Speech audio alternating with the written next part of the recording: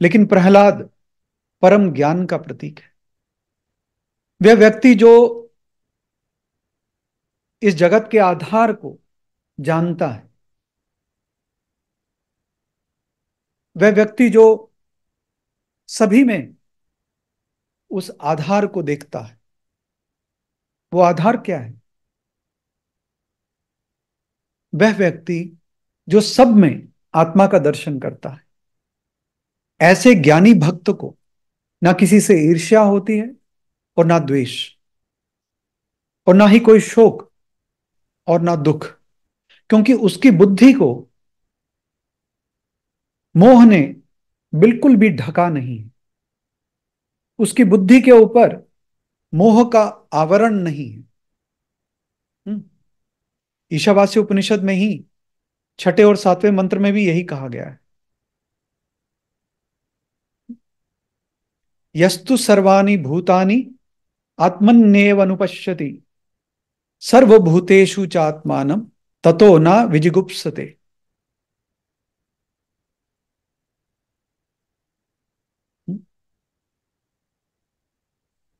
यस्मिन् सर्वाणि भूतानि आत्मैवाभूत विजानतः तत्र को मोह कः शोकः एकत्वम् अनुपश्यतः।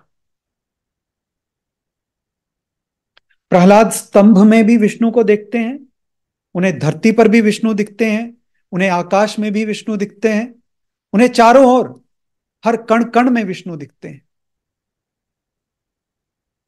वो तो अपने पिता हिरण्यकशिपु से भी कहते हैं, जो विष्णु से द्वेष करते थे उनके पिता, उनसे भी कहते हैं कि हे पिता, तुम में भी विष्णु है, तुम में भी विष्णु है, मुझ में भी विष्णु है। प्रहलाद को सर्वत्र विष्णु के ही दर्शन होते हैं।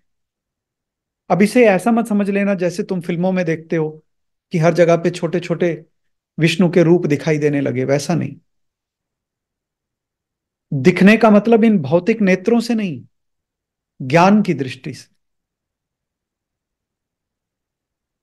यहां बात हो रही है ज्ञान की दृष्टि। जैसे भगवान कृष्ण ने भी भगवत गीता में कहा है ना, सर्वस्थम आत्मानम सर्वभूतानि च आत्मनि ईक्षते योग युक्तात्मा सर्वत्र समदर्शना। 6 अध्याय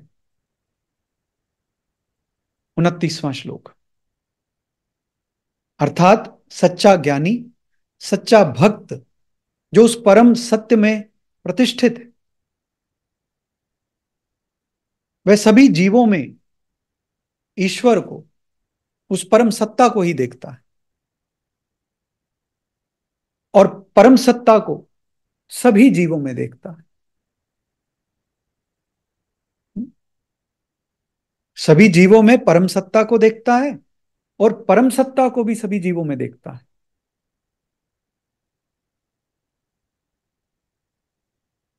इस पंचभूतात्मक सृष्टि को ही परम सत्य मान लेना है भौतिकवाद।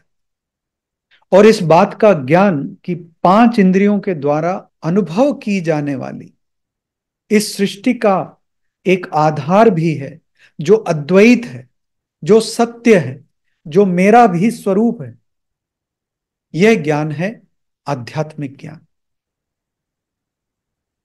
ब्रह्म सत्यम जगत मिथ्या, याद है ना, शंकराचार्य जी का मुद्रा वाक्य। और इस जगत में जितने भी जीव हैं, उनका स्वरूप भी वही एक अद्वैत सत्य है।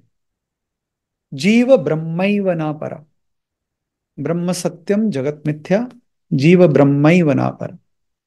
उस परम सत्य से हम अलग नहीं है, लेकिन अज्ञान और अहंकार का आवरण हमें सोचने पर विवश कर देता है कि हम अलग अलग हैं, और इसी को कहते हैं द्वैत। और जहां द्वि है वहां कलह तो होगी ही। हम्म। तो अज्ञान और अहंकार से विक्षिप्त मानसिकता जो एकत्व का दर्शन ना कर पाए, वही है हिरण्यकशिपु। और इसलिए हिरण्यकशिपु हमेशा चिंताग्रस्त रहता है। ईर्ष्या और द्वेष से उसका मन सदैव कलुषित रहता। और दूसरी ओर है प्रहलाद, जो आनंद का प्रतीक है। अगर उसके शाब्दिक अर्थ को भी हम देखें, प्रहलाद, तो ह्लाद का अर्थ है प्रसन्न होना,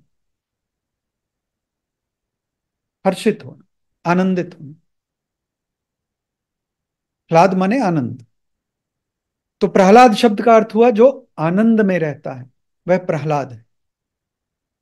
प्रकृष्ट ह्लाद यस्य, इस प्रहलाद शब्द की अगर आप व्युत्पत्ति देखें संस्कृत में, तो प्रकृष्ट ह्लाद यस्य, जिसका आनंद बहुत ऊंचे प्रकार का है, श्रेष्ठ है, उसे कहते हैं प्रहलाद। और यहां हम जिस आनंद की बात कर रहे हैं वो भोगों के सुख की बात नहीं कर रहे हैं। सबसे सर्वश्रेष्ठ आनंद, तो यहां बात की जा रही है आत्मा के आनंद की, विषय के आनंद की नहीं। तो प्रहलाद वही है जो अपनी आत्मा में रमा, आत्मा के आनंद में रमा, जिसने अपनी आत्मा को जान लिया, जो स्वयं भी आनंदित है और दूसरों को भी आनंदित करता है, उसे कहते हैं प्रहलाद। आत्मा का आनंद, शाश्वत आनंद, भौतिक वस्तुओं का क्षणभंगुर सुख नहीं। हिरण्यकशिपु वाली मानसिकता के लोग भौतिक वस्तुओं में ही शाश्वत आनंद ढूंढने का प्रयास करते हैं पूरे जीवन भर, लेकिन आज तक तो किसी को नहीं मिला।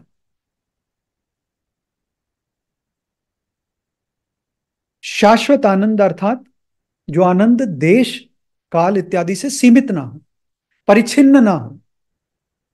यह नहीं कि अभी है और कुछ देर बाद नहीं, एक स्थान में है या एक वस्तु में है और दूसरे स्थान में नहीं है, या दूसरी वस्तु में नहीं है, उसे शाश्वत आनंद नहीं कहते। वो तो केवल क्षणभंगुर विषय सुख है। और भौतिक वस्तुओं में शाश्वत आनंद ढूंढना, यह सबसे बड़ी मूर्खता है। लेकिन यह बात अज्ञानियों के पल्ले नहीं पड़ती। और जब तक मन में द्वैत भावना बनी रहेगी, तब तक ऐसे ही भटकते रहेंगे। इस भौतिक जगत में शाश्वत आनंद को ढूंढना ऐसा ही है जैसे एक हिरण, एक मृग अपनी नाभि में छिपी हुई कस्तूरी की सुगंध को पूरे जंगल में ढूंढता फिरता है। कस्तूरी कुंडल बसे मृग ढूंढे वन माही, ऐसे घटे घटे राम है दुनिया देखे ही नाई। याद है ना कबीर साहब का दोहा। उस सुगंध के स्रोत को एक मृग पूरे वन में कितना भी ढूंढ ले, पूरे जीवन भर ढूंढ ले, परंतु फिर भी नहीं पाएगा, क्योंकि स्रोत तो उसके भीतर है। जब तक वो भीतर के स्रोत को नहीं पाएगा, तब तक उसे वो स्रोत नहीं मिल सकता। जिसने स्वयं में उस अद्वैत आत्मा के दर्शन कर लिए, उस अद्वैत आत्मा को जान लिया है, उसने स्रोत को जान लिया है, उसने स्रोत को पा लिया है। फिर उसे सारे जगत में आत्मा के दर्शन हो जाते हैं।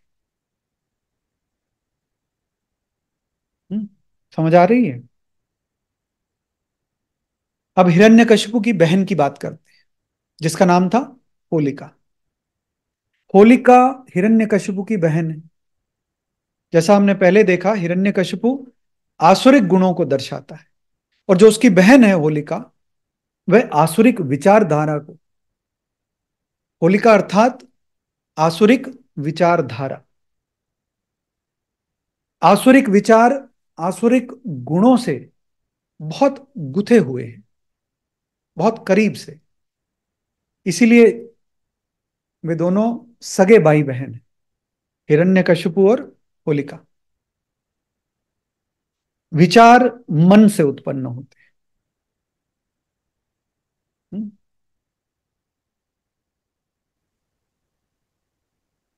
और मन संस्कारों के, गुणों के प्रभाव में रहता।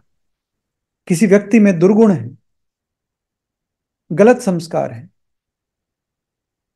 तो उसका मन आसुरिक प्रवृत्ति का।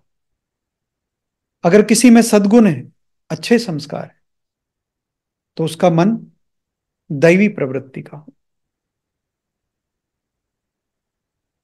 तो विचार मन से उत्पन्न होते हैं, इसलिए विचार भौतिक भी हैं और भौतिक नहीं भी हैं।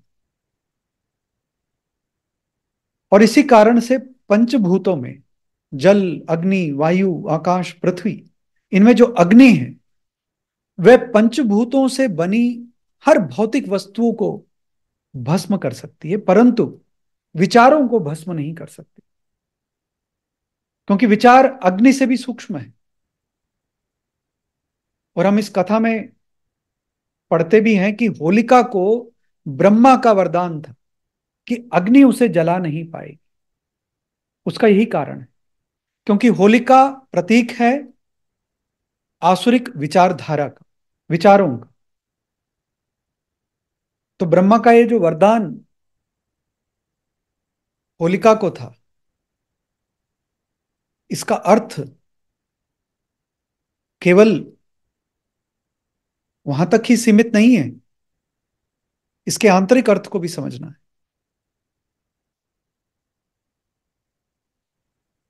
और जैसा मैंने पहले कहा था, असुरों में तप शक्ति बहुत होती है। इसीलिए हम देखते हैं कि पौराणिक कथाओं में ब्रह्मा जी हर असुर और हर राक्षस को वरदान दिए जा रहे हैं। हम्म? क्योंकि असुरों में तप शक्ति होती है, परंतु उनका हृदय निर्मल नहीं होता, चित्त शुद्धि नहीं होती, और इसीलिए उनको दिया हुआ वरदान भी अंततः उनके लिए अभिशाप बन जाता है। सही समय में वह वरदान उनके काम नहीं आता। और यही हिरण्यकशिपु और उसकी बहन होलिका के साथ हुआ। प्रहलाद को मारने के लिए हिरण्यकशिपु ने बाहरी रूप से सब कुछ करके देख लिया, और फिर भी जब प्रहलाद की मौत नहीं हुई, प्रहलाद के शरीर को वो कोई क्षति नहीं पहुंचा पाया, तो उसने एक बहुत ही कुटिल योजना बनाई। होलिका और हिरण्यकशिपु ने यह योजना बनाई कि किसी तरह बहला फुसलाकर प्रहलाद को होलिका अपनी गोद में बिठा लेगी, और फिर जिस चिता पर वो बैठी होगी उसमें आग लगा दी जाएगी, जिससे प्रहलाद भस्म हो जाएगा। और चूंकि होलिका को ब्रह्मा का वरदान है, इसीलिए वो बच जाएगी। अब यहां एक बात बहुत समझने वाली है।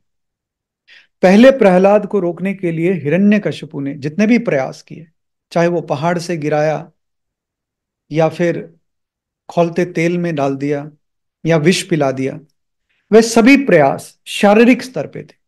लेकिन अब जो होलिका के साथ उसने योजना बनाई, वह वैचारिक स्तर पर आक्रमण है। जो अब आक्रमण प्रहलाद पे होने जा रहा है वो वैचारिक स्तर पे। बहला फुसलाकर अपनी गोद में बिठाने का अर्थ है अपनी चिकनी चुपड़ी बातों में, मीठी मीठी बातों में फंसाकर, उलझाकर धर्म और सत्य की राह पर चलने वाले आध्यात्मिक व्यक्ति को अधर्म और भौतिकवाद की ओर ले जाना। हम्म। और अज्ञानियों ने, अधर्मियों ने हमेशा से ज्ञानियों और धार्मिक लोगों पर आक्रमण करने का प्रयास किया, पहले शारीरिक रूप से, और अगर उससे कुछ नहीं हो पाया तो फिर वैचारिक रूप से। और इसका एक स्पष्ट उदाहरण आप हर उस जगह पर देख सकते हैं, हमारे इतिहास में भी और आजकल भी, जहां या तो तलवार की धार पर या फिर धन, पद और प्रतिष्ठा का लोभ देकर लोगों का धर्मांतरण किया जाता है। हमारे इतिहास में भी आपको सैकड़ों कई ऐसे उदाहरण मिलेंगे। खैर, अपनी कथा पर वापस आते हैं। तो अंततः जब होलिका ने प्रहलाद को अपनी गोद में बिठाया, और उस चिता को आग लगा दी गई।